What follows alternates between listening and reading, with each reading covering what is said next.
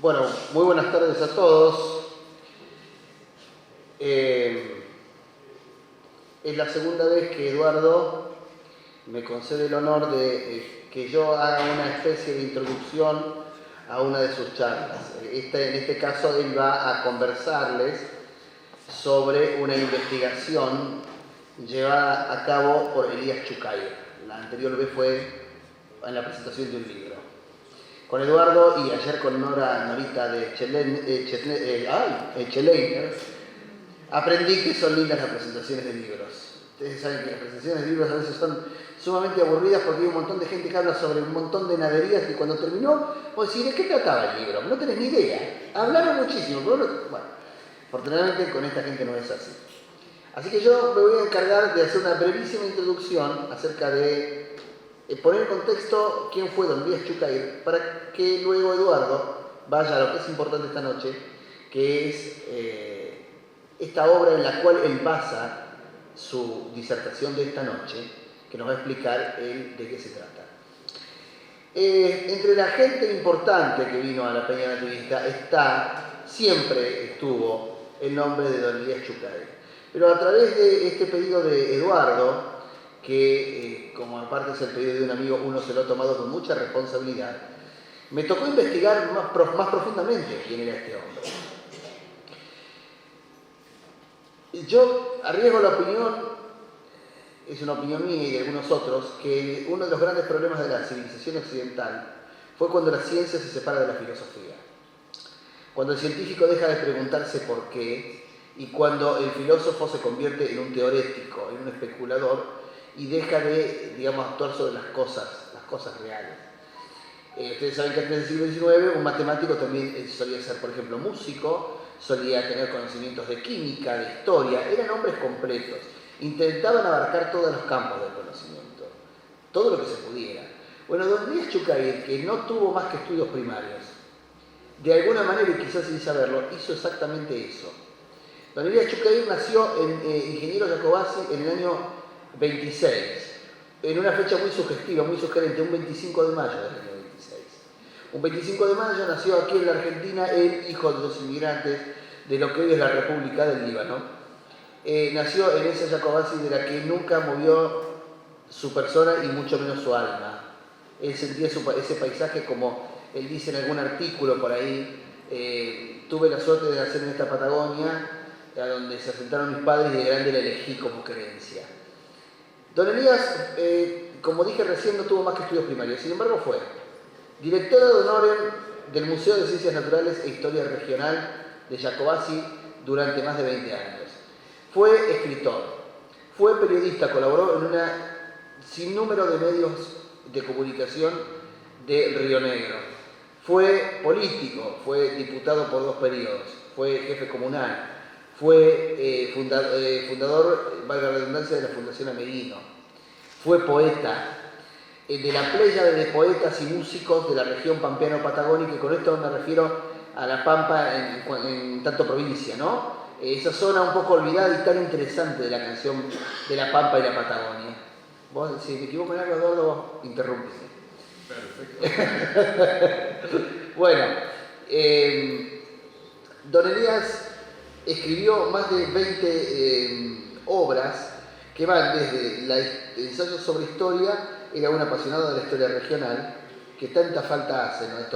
En estas regiones del interior, el llamado interior, pero además escribió novelas, escribió estas andanzas de los mercachifles de las que ahora va a hablar Eduardo, escribió una novela que yo me tengo la obligación, y el deseo de leerla, que es La bandolera inglesa, La pasión del Maruchito. Escribió una cantidad de cosas y él llegó aquí en La Peña hacia el año 70-71, ¿no? Tuve tiempo hoy por los... Pero vos podés creer, bueno. Pasan las mejores familias, gente. Estamos en vivo. Sí, estamos en vivo. Esto es radio, esto es televisión en vivo. Hoy anduvimos corriendo como bolas y manija y me olvidé de silenciar el teléfono. Bien, decíamos entonces que don Elías Chukai, que quizá con esta pequeña broma su donde ha querido estar presente aquí, estuvo en la Peña Nativista de Coronel Dorrego, comenzó a venir en los años 60 y ya les digo, junto con Castelo Luro, aunque con menos frecuencia, junto con Suma, con Merlo, con todos los artistas que han venido aquí, es de esas personas que son siempre recordadas en nuestra institución.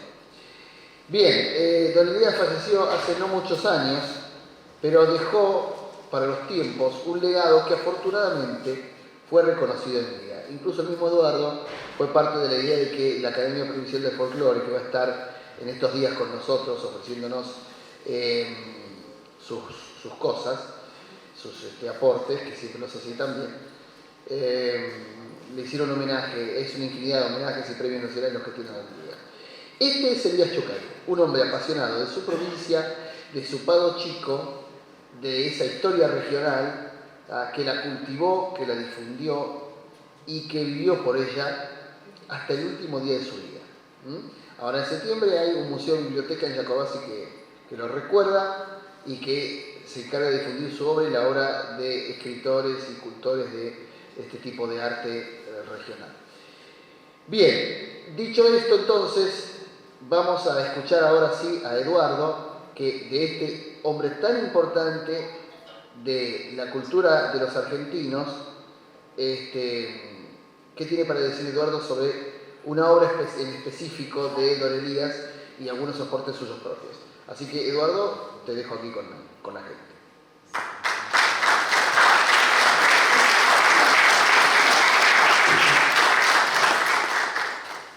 Muchas gracias, Cristian.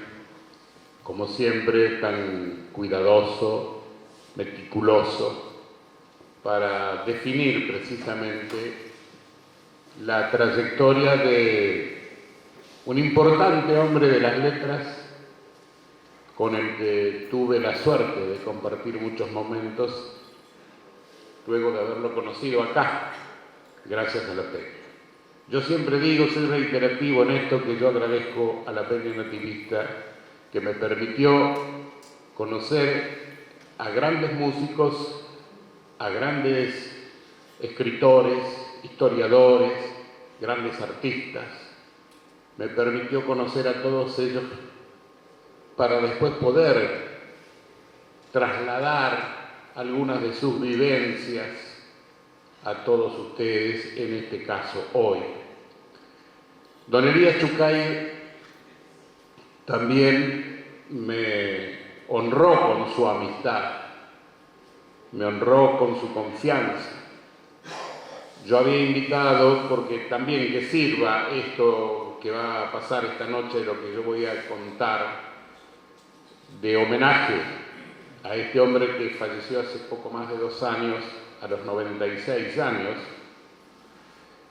Escribió, como señaló Cristian, gran cantidad de libros en las cuales se dedica con mucho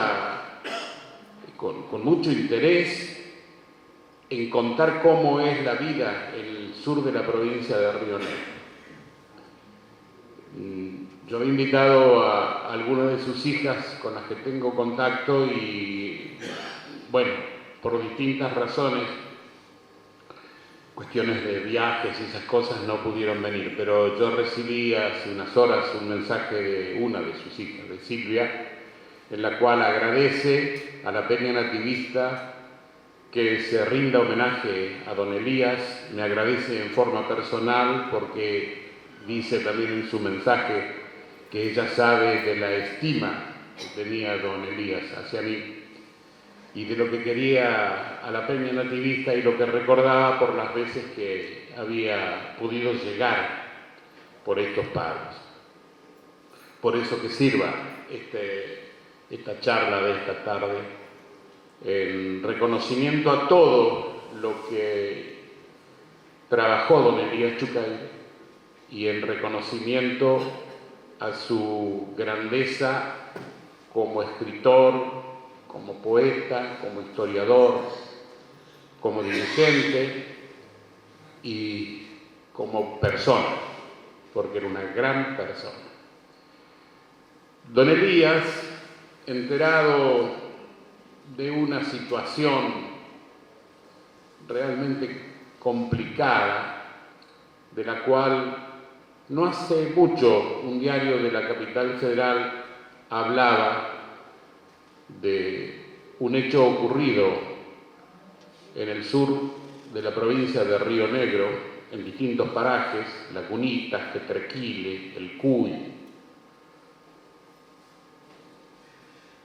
Entre 1905 y 1910 llegaron de Chile aborígenes que cometieron una serie de robos y crímenes realmente alarmantes. A mí me cuesta tener que trasladarles a ustedes estas cosas, porque tengo que elegir las palabras, porque no quiero usar palabras demasiado duras, que sí las utiliza don Elías en su libro Partidas sin regreso. Partidas sin regreso son las partidas de los connacionales de él, de los libaneses, de los sirios, que en realidad eran los mercachifles y que todos nosotros conocemos como los turcos. En Río Negro se habla de los turcos mercachifles que andaban por la Patagonia vendiendo productos. No eran turcos, eran libaneses o sirios. Una serie de, o mejor, no una serie, sino algunos comerciantes, yo he anotado algunos nombres, nada más, no es solamente para mencionarlos porque no podía recordarlos a todos. Pero estos comerciantes de General Roca, los Edauk, los Medi, los Yunes, le daban mercadería a estos mercachifles para que se internen en la Patagonia para vender sus productos.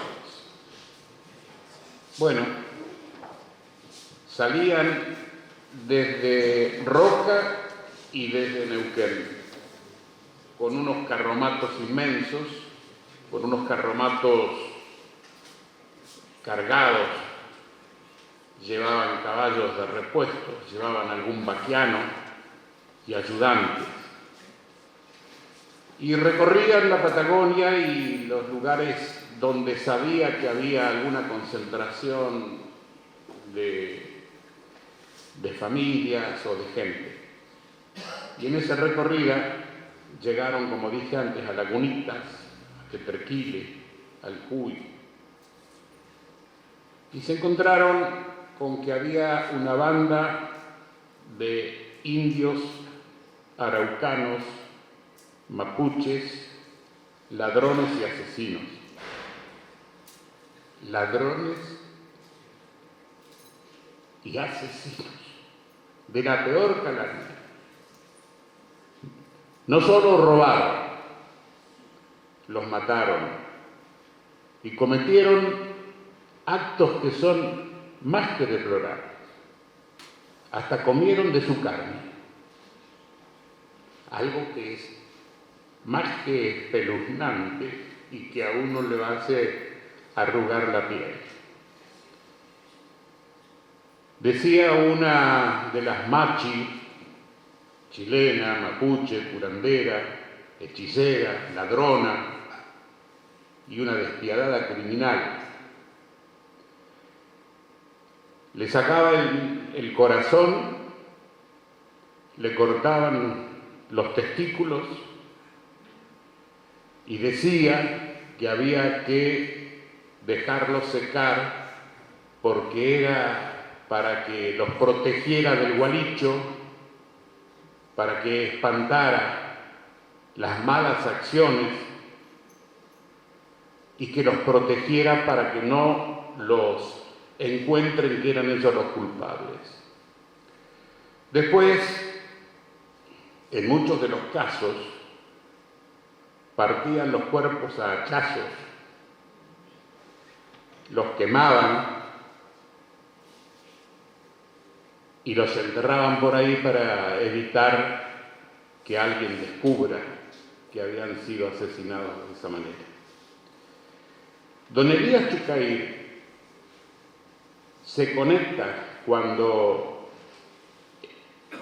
se entera de algo de esto que pasó en el 1905 a 1910 y trata de localizar a una persona que puede ser su informante y lo consigue, don José Armando Chuca, que es el que le empieza a relatar todas estas salvajadas que yo acabo de nombrar. Cuenta también entonces don Elías que esto llegó en un momento determinado a conocimiento de que algo está pasando, porque los mercachifles que salían con los productos de Roca y de Neuquén no volvían. No volvían en el tiempo que habían acordado hacerlo, porque con los comerciantes que les habían dado sus productos, les habían ellos asegurado que en 30 días, 35 días estaban de vuelta, pero resulta que pasaba el tiempo y no llegaban. Entonces, quienes le habían dado los productos se empezaron a preocupar por lo que les había pasado y porque tampoco habían cobrado, porque los mercachifles habían prometido pagar la mercadería que llevaban cuando regresaran.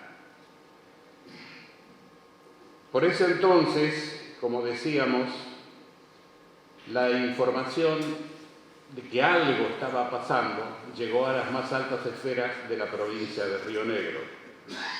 El gobernador de ese entonces, que todavía era territorio nacional, o sea que estaba a cargo de quien fue el gobernador, Rolando Gallardo, también del jefe de la policía, que era Domingo Balaciano, y ellos dieron la orden de salir a buscar los mercachifles que no llegaban. Y encomendaron esa tarea a un comisario, el comisario José Torino, que tuvo que organizar una partida para internarse en el desierto y de inmediato tuvo el apoyo de muchísima gente que le trajo caballos, alimentos y muchísimas cosas más que eran necesarias para soportar la travesía que significaba recorrer leguas en la desolada Patagonia, ¿no? Y así fue, y allí fue el comisario Torino. En su primer contacto con alguna de la gente de malvivir que mencionamos, del comisario Torino es con un joven, Juan Aburto, hijo de uno de los asesinos, un joven de 14 años, que mostró la punta del ovillo. Le dice al comisario que él había sido testigo de asesinatos de esta naturaleza en la casa de su padre.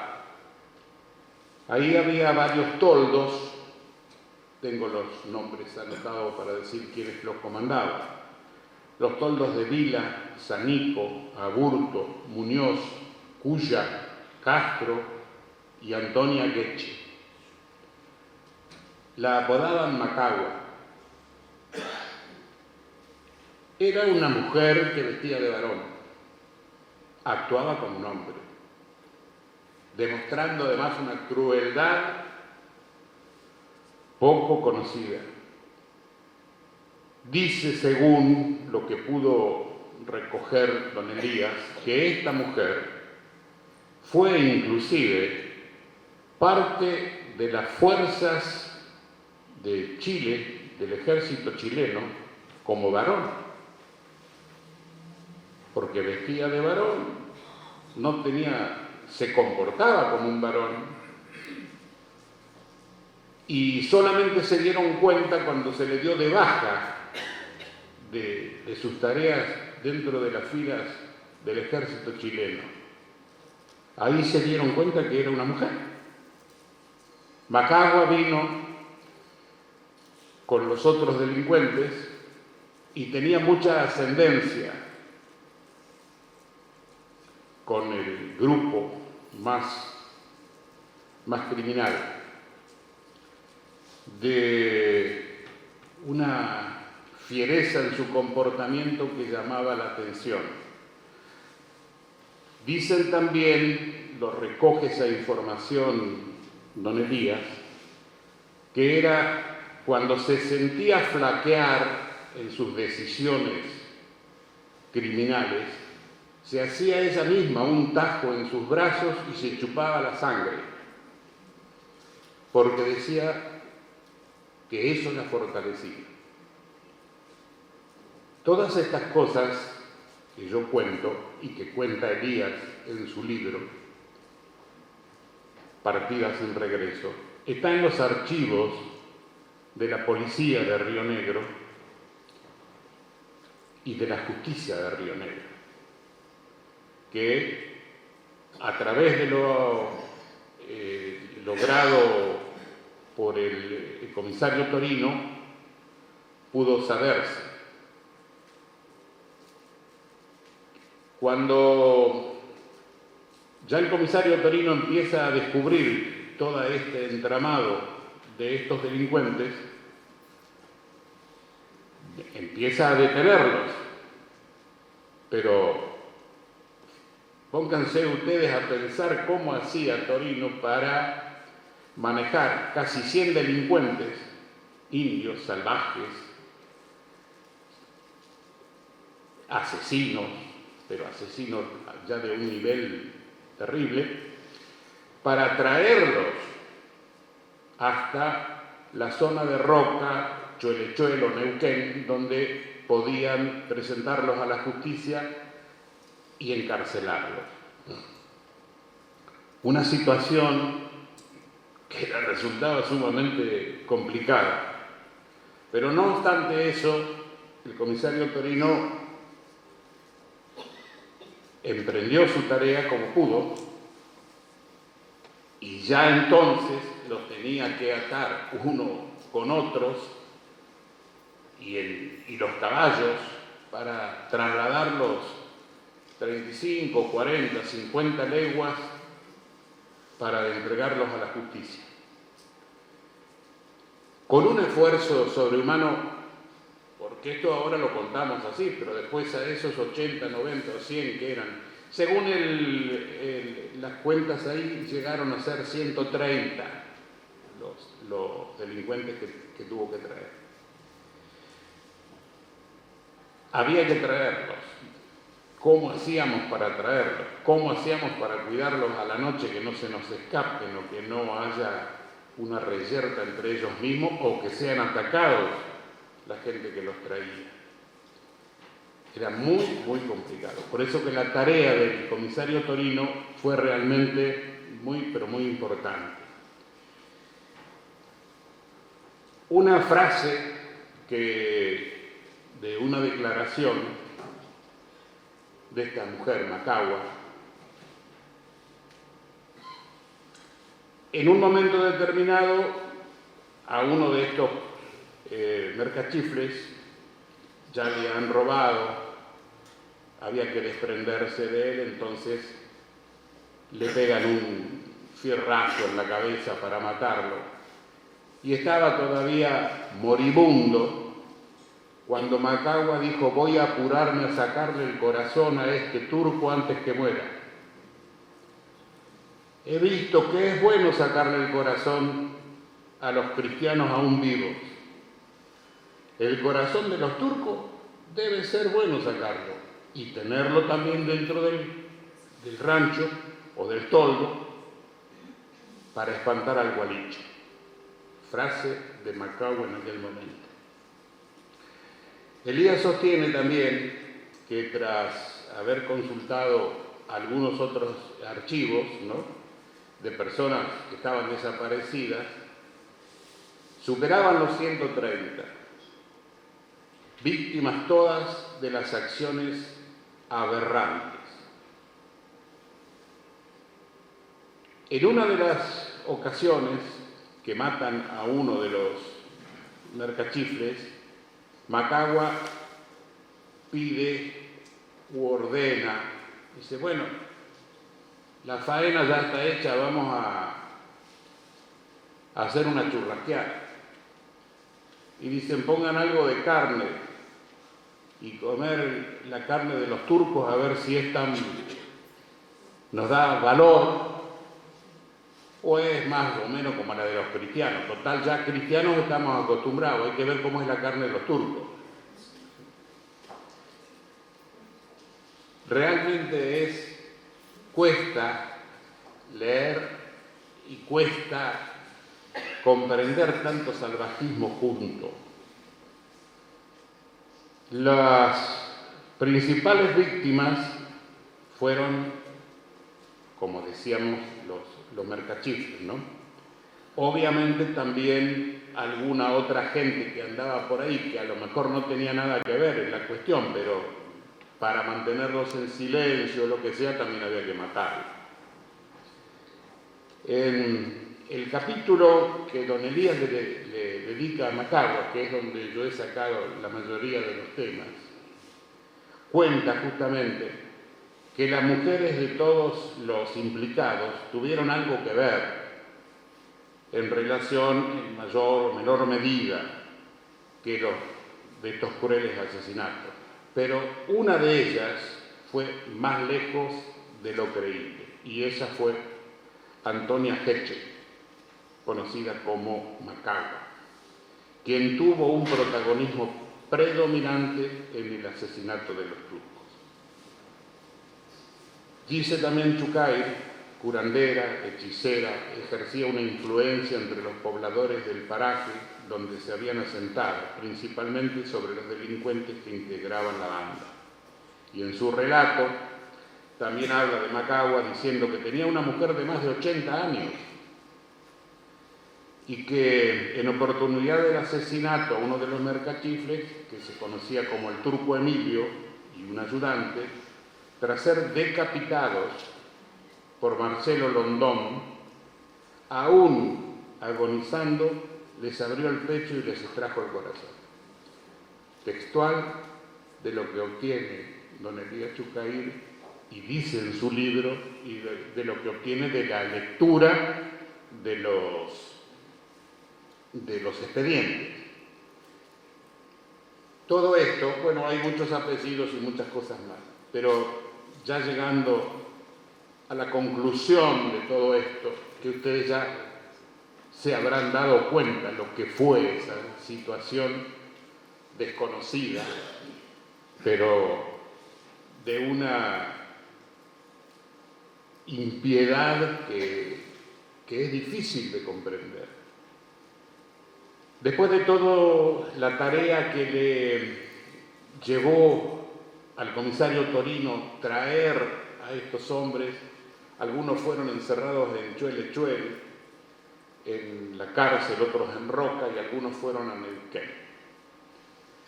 Obviamente la tarea fue preponderante la tarea del comisario Torino.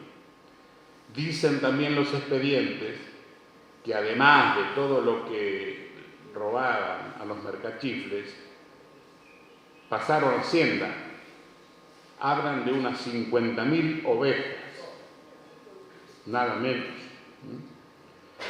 Se calcula que 55.000 ovejas pasaron la cordillera en el latrocinio de esta gente.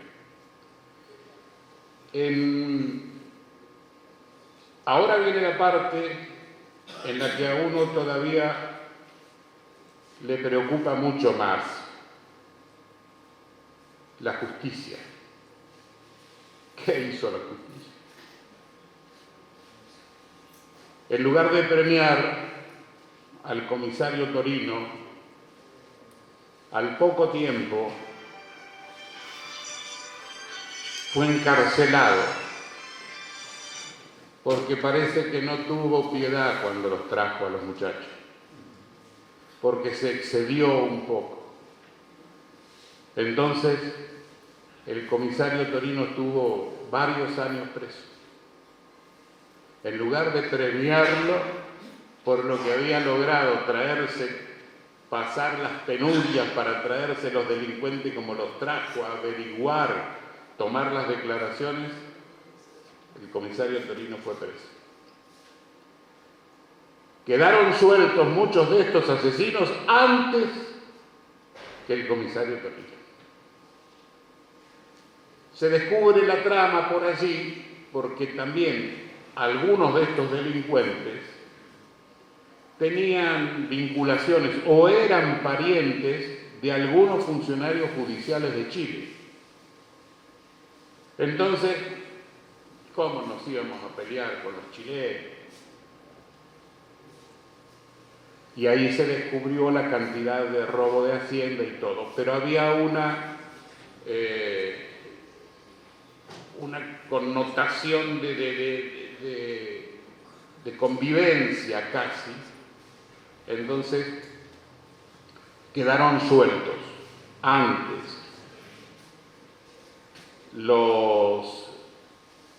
estos asesinos que el comisario Torino.